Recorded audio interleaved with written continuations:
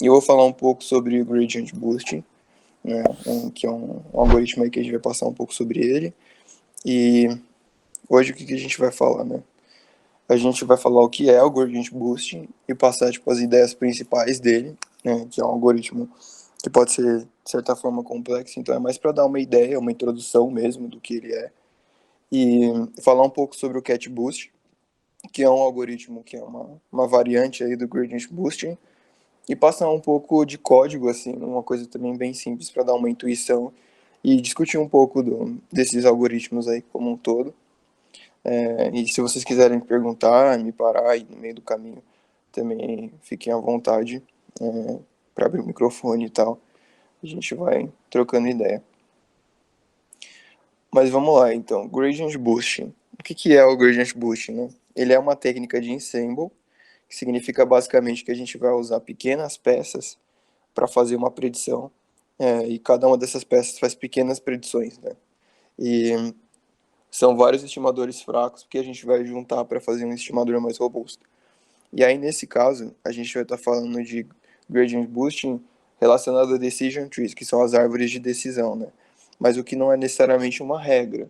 A gente está usando estimadores pequenos para fazer um estimador mais robusto, mas é, dentro desse contexto a gente vai usar árvores de decisão, mas a gente poderia usar outros tipos de algoritmos para fazer essa estimação com todos esses pequenos bloquinhos, né? Daria para fazer ensemble de vários modelos grandes também, mas não é o que a gente vai abordar hoje, né?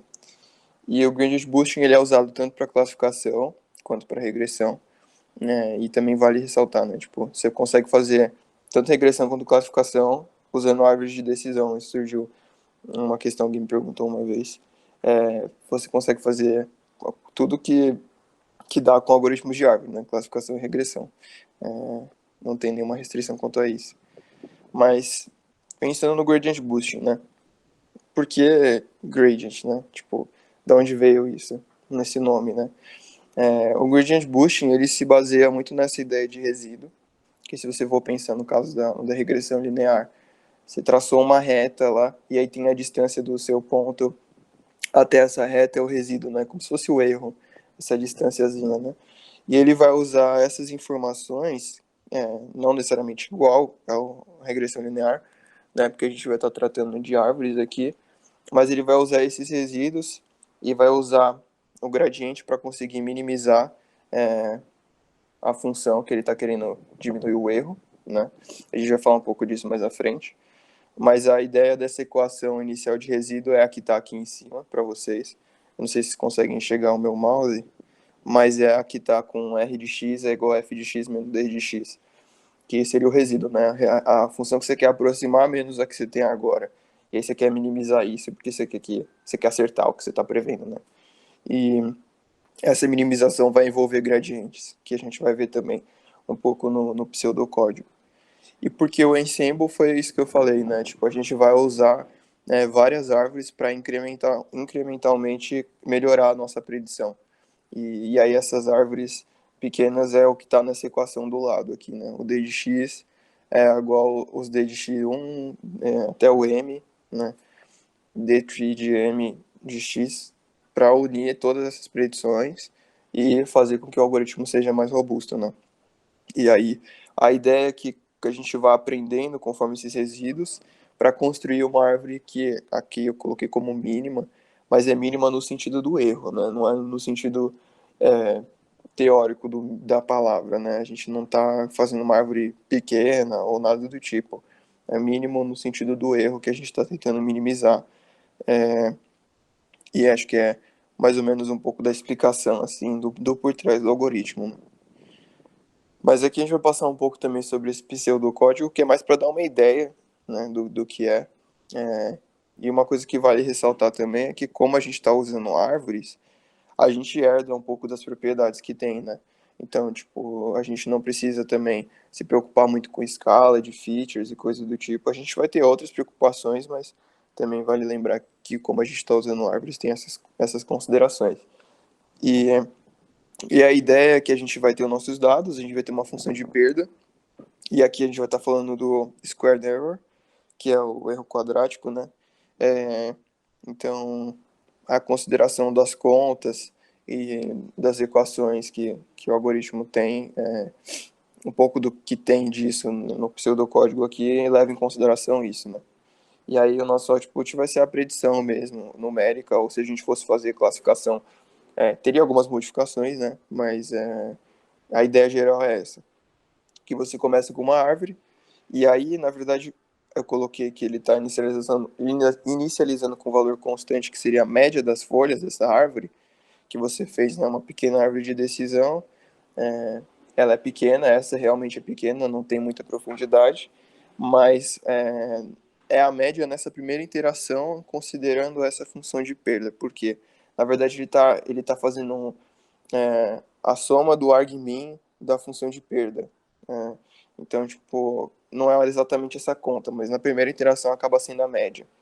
E aí, no algoritmo clássico, tem essa ideia de você especificar quantas árvorezinhas você vai usar, né, para fazer o ensemble. E aí ele vai computar os resíduos, né, e vai usar isso no tirando uma derivada, o gradiente, para poder encontrar esses mínimos. Vai usar essas saídas dessa nova árvore que ele construiu com base nesse erro e vai atualizando o valor dessas árvores iterativamente, né? De novo, aqui é mais para a gente ter uma ideia de como se encadeia as coisas, não necessariamente é para entender como funciona, porque esse algoritmo é um algoritmo antigo, ele é da década de 90. É antigo, né? Ele não é tão recente quanto os outros. Mas as contas podem ser mais complexas e eu resolvi omitir, porque eu acho que, como a gente está querendo entender mais ou menos para que ele serve, o que, que ele faz, não tem muito para que a gente se aprofundar nesse lado. Mas aí ele vai fazer essa ideia dos resíduos, né? E aprendendo com isso, procurando chegar nessa árvore mínima, né? Então ele vai arrumando um pouquinho de cada árvore. De árvore em árvore ele vai arrumando o quanto ele tem que prever. E aí, no fim das contas, ele vai usar todas essas para fazer as previsões que a gente quer, né?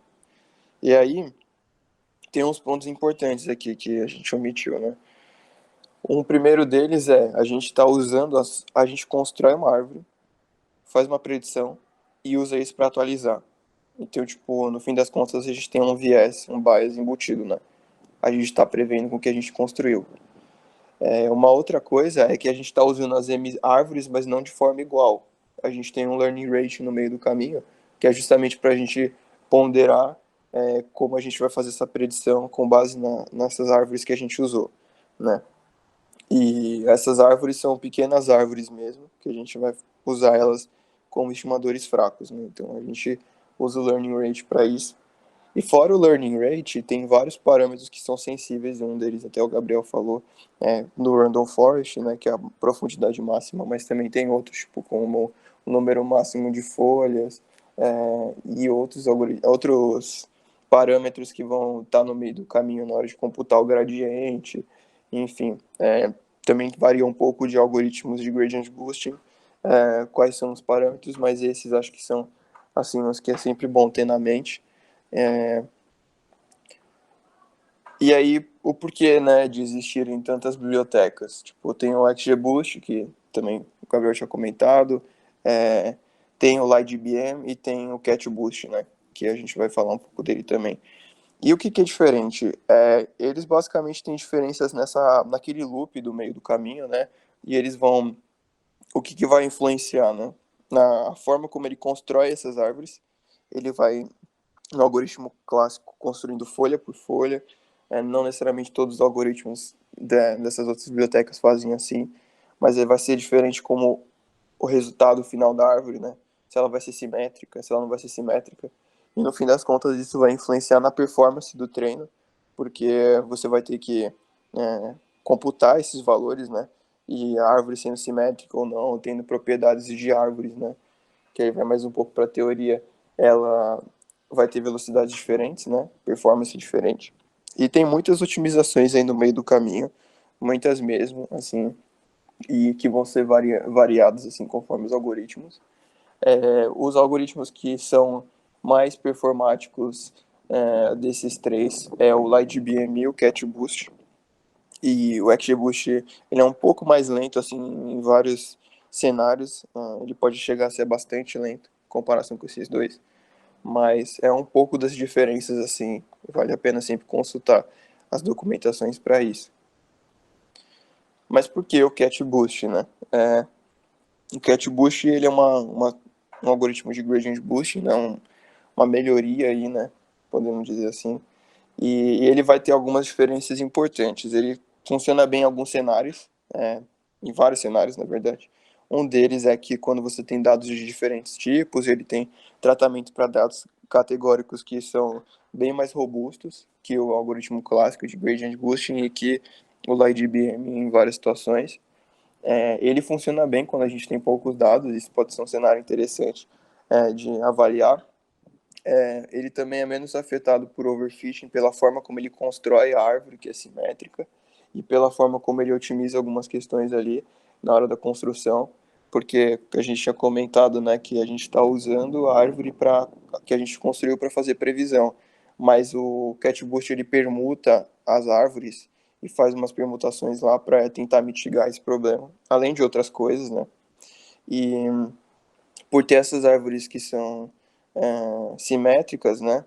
Ele vai ter uma inferência mais rápida na hora de você fazer a previsão. E ele é bem robusto, assim, a sensibilidade, né? Também por ter essa questão das árvores.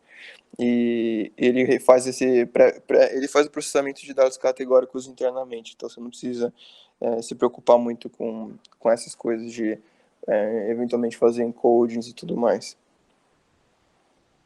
E aqui são alguns materiais para se aprofundar. São links, tá? Dá para clicar aqui.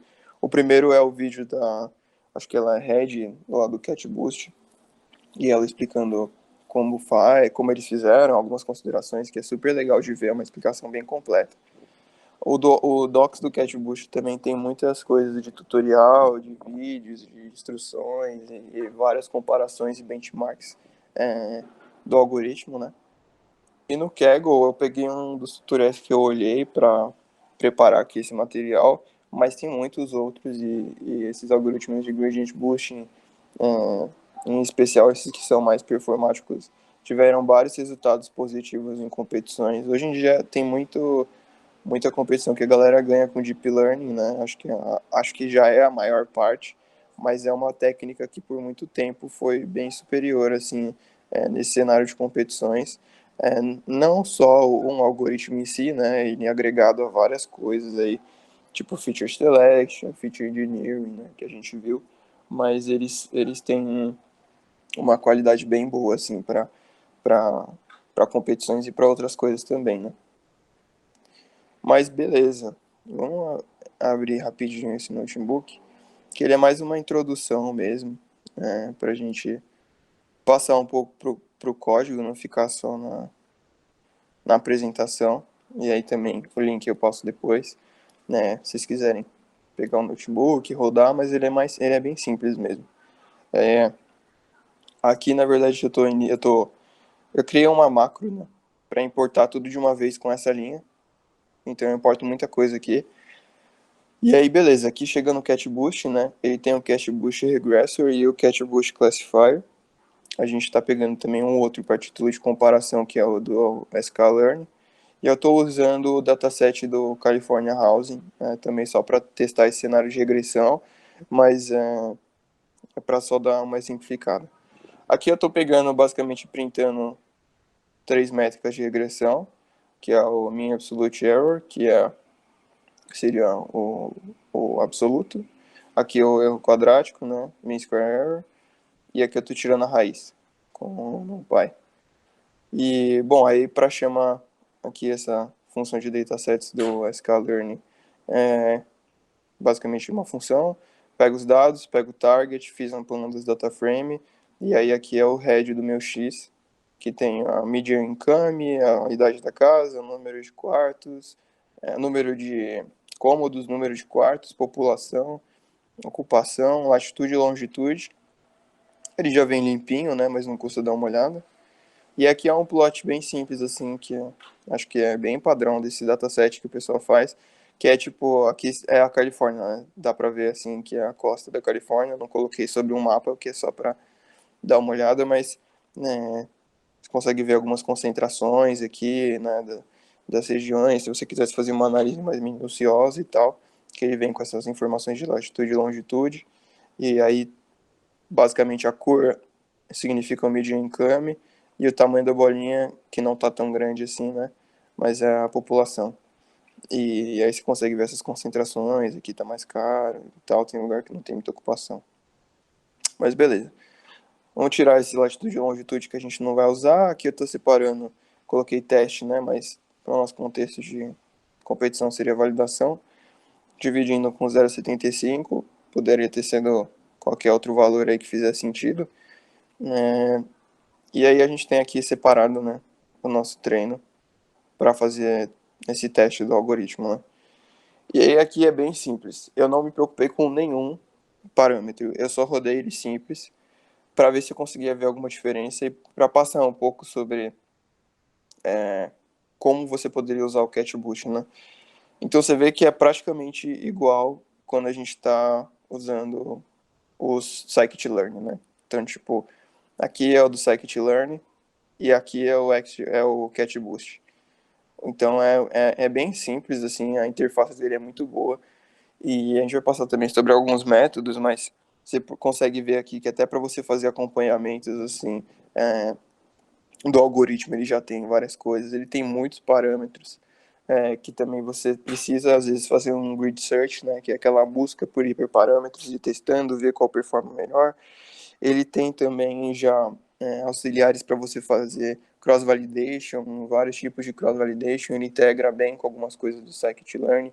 Então, é bom porque se você tem algumas garantias e se você tem uma interface que é fácil de usar como o scikit-learn, que é o que em geral às vezes você está em contato, não tem por que não usar, sabe? E acaba sendo uma coisa que pode ser um pouco mais complexa no sentido de cuidados com alguns parâmetros, né?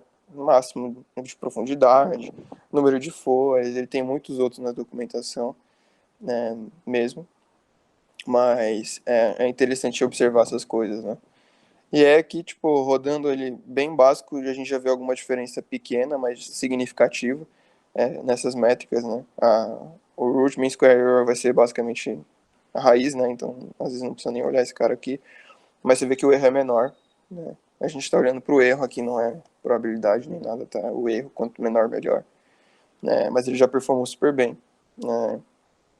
E aí aqui, também para exemplificar, ele tem vários auxiliares como esses, assim, de Get Feature Importance.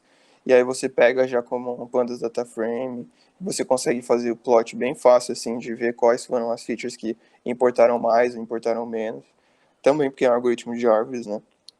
Que a gente falou bastante deles hoje. E, e verificar essas coisas, né? Tipo, ele tem outros auxiliares também.